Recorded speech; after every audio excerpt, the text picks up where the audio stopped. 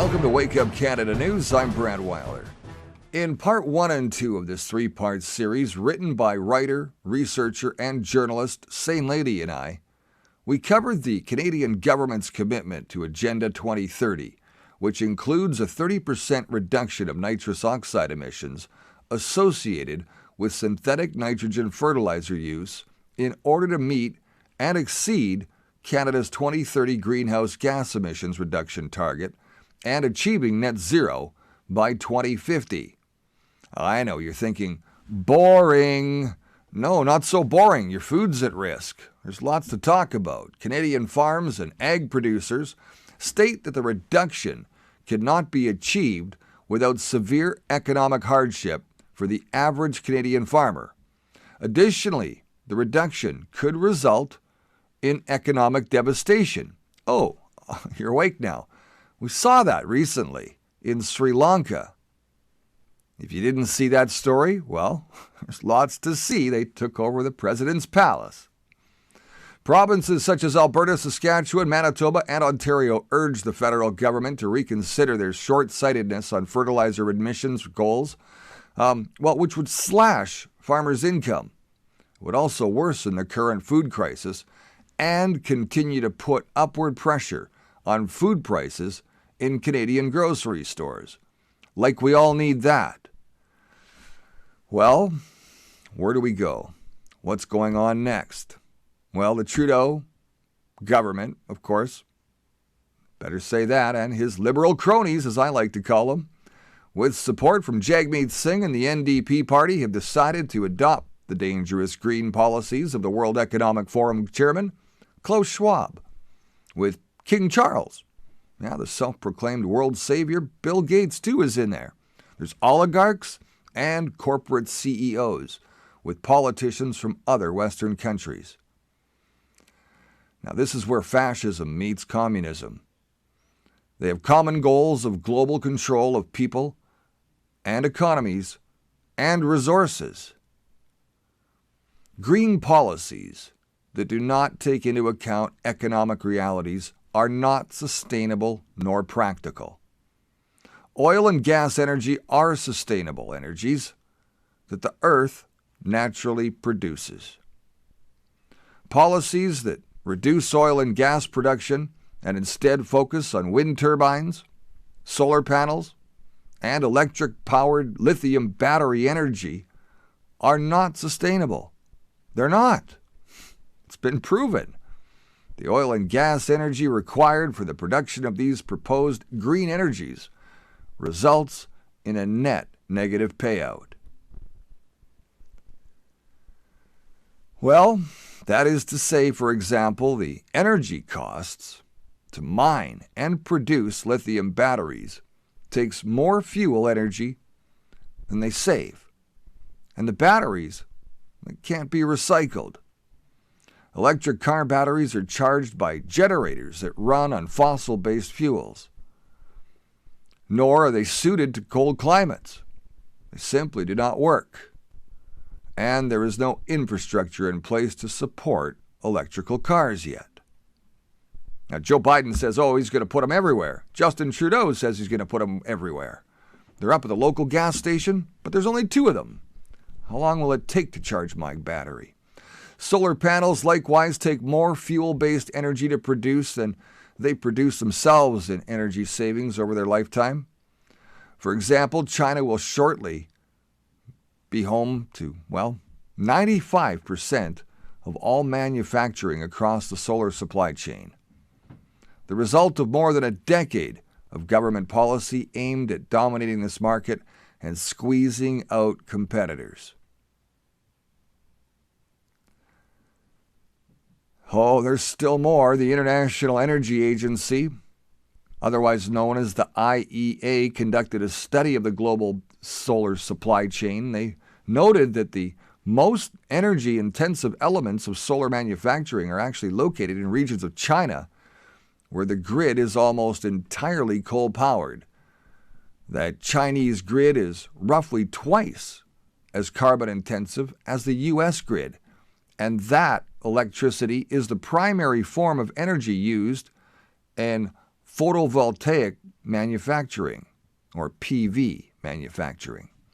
For example, polysilicon and ingot production, concentrated in Xinjiang and Inner Mongolia provinces, together make up 2/3 of total electrical consumption in solar production, with PV manufacturing having grown some 7-fold in China over the past decade and is powered by high carbon electricity.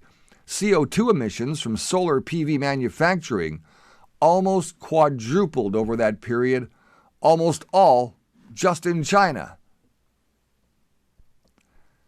So, as a result, China is responsible now for 87% of all global carbon emissions from solar PV manufacturing. Are they under the same regulations? Doesn't sound like it. Windmills, they also take enormous amounts of fuel based on energy to produce, transport, and are harmful to wildlife and even the environment. But nobody's talking about that. The energy costs to manufacture these, or so-called green energies, result in negative cost savings and are environmentally harmful. Do we need to say any more? Well, you'd think others would be, especially those pro-Earth. They say it's to save the planet and save humanity, but the real truth lies in the destruction and devastation to society is what it is, called an extinction-level event for humanity. Extinction-level event, an ELE, or LE. Meanwhile, pollution of the Earth's waters, air, and soil continues unabated and ignored. The world's biggest polluters are corporations that produce plastics, dump toxic chemicals, and other pollutants into our living environment. The devastation from the train wrecks, the recent cattle farm that blew up, the next train wreck that happened just days ago. These same corporations are driving the World Economic Forum agenda. They themselves profit by planned, deliberate, obsolete manufacturing products that in turn generate constant consumerism. These corporations will not be affected by the green policy nor climate change agendas to reduce nitrogen production. The limitations for them are abound. None of the businesses owned by the elites and corporations will be required to reduce their pollution and environmental waste because, well, they reside in China. America and Canada, that's yet to be seen. We're not China by any stretch. Now, according to the United States Statistics Division, China still tops the list when it comes to manufacturing. The country itself makes up to 28.4% of the total global manufacturing output. Meanwhile, these corporations, they continue to consume the world's, resources by enforcing the Chinese social credit system upon the Chinese people in work factories to ensure maximum profits. That's not how Canada's supposed to be. So what can you do? Lobby your government? Lobby your representatives locally. Speak out. Educate those around you that'll listen. Those that won't, challenge them to learn. Grow your own food. Do not rely on the government. Teach your children. Use your time wisely to research and learn how to become self-reliant. For people to prosper, they need the freedom of economic opportunities without government interference in any way. The government was created, to work for us. That's right. Some of us have it confused, but they are created to work for us. They are our public servants and our appointed trustees. They are not owners and beneficiaries of the public trust. It is we, the living men and women of Canada. They do not have the authority to dictate how we live. They are here to serve us. Now, all based upon the fraudulent and unproven claim of global warming, we've heard Trudeau publicly state many times that he's committed to keeping Canadians safe, and this is a theme many of the Government of Canada's web pages say from Canada.ca. Statements repeated over and over again by the government and its corrupt paid media to create a brand marketing campaign. These seemingly innocent messages are disguised hypnotic suggestions that leads one not to question because it's a constant repetition and reinforcement of ideology. It's all for your own good, they say. We know what's best for you. Don't worry, it's keeping you safe. A healthy environment and a healthy economy. Those are their words. Think back. Do you see how they constantly kept saying it over and over and over again? Continuing to help Canadians now will help keep us safe and make Canada more resilient, they say.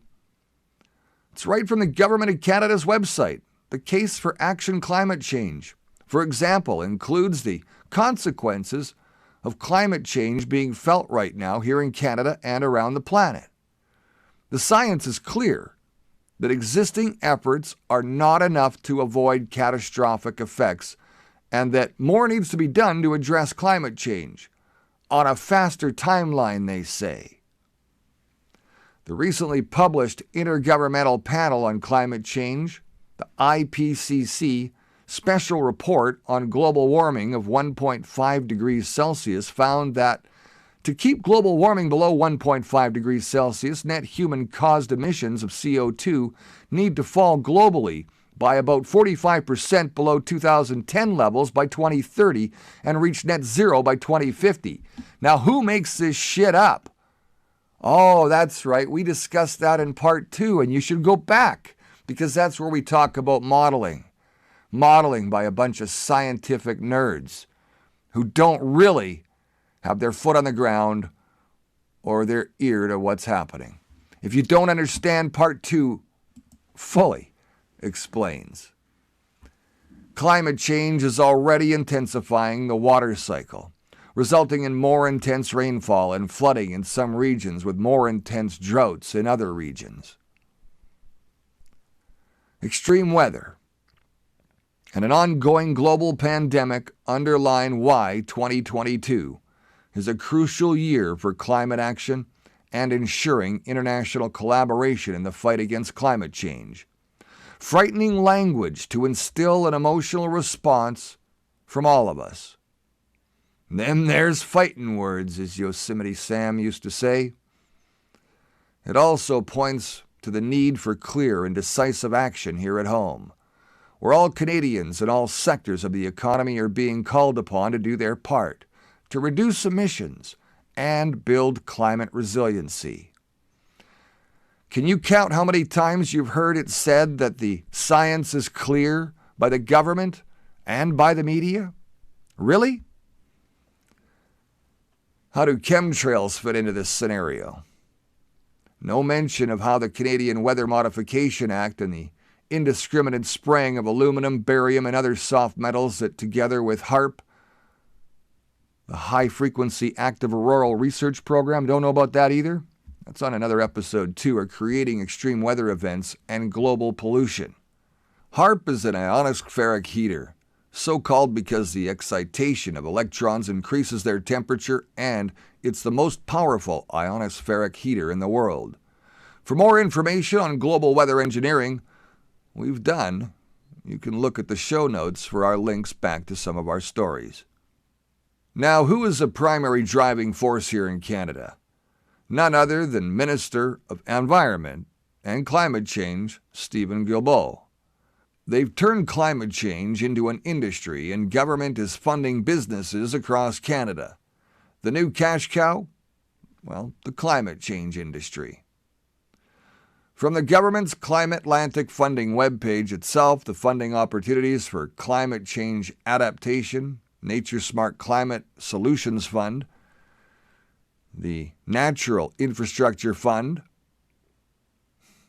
The funds, well, they support natural infrastructure and preserves, restores, or even enhances ecosystem features and materials, examples of water, native species, even vegetation, sand and stone, to deliver beneficial community services and infrastructure outcomes.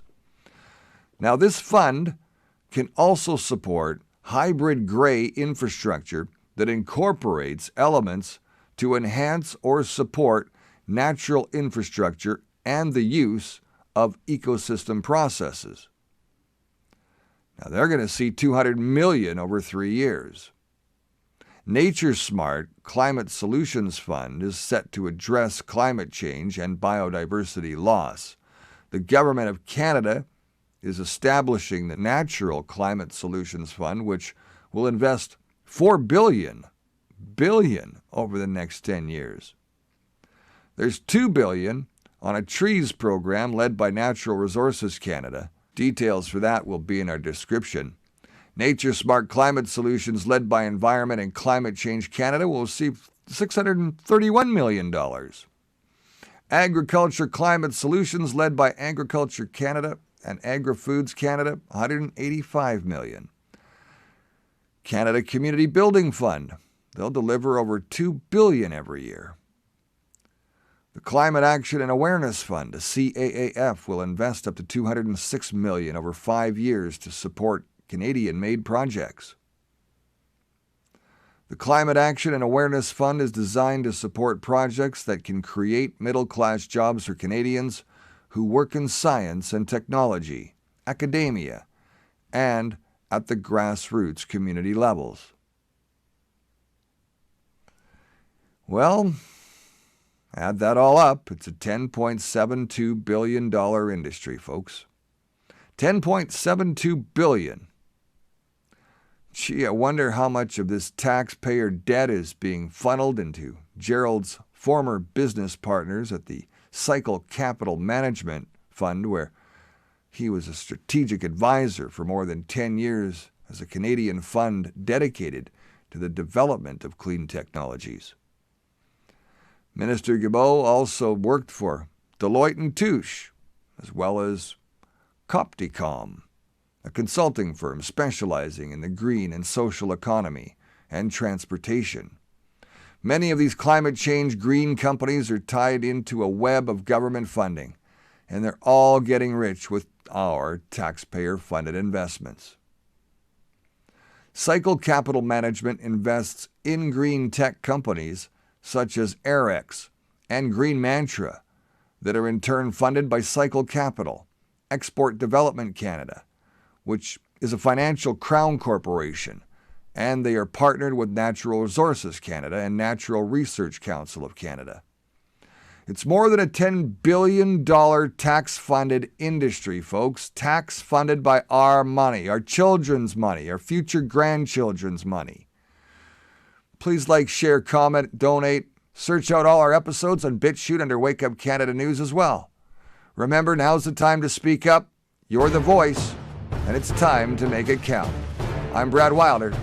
I'll see you next time.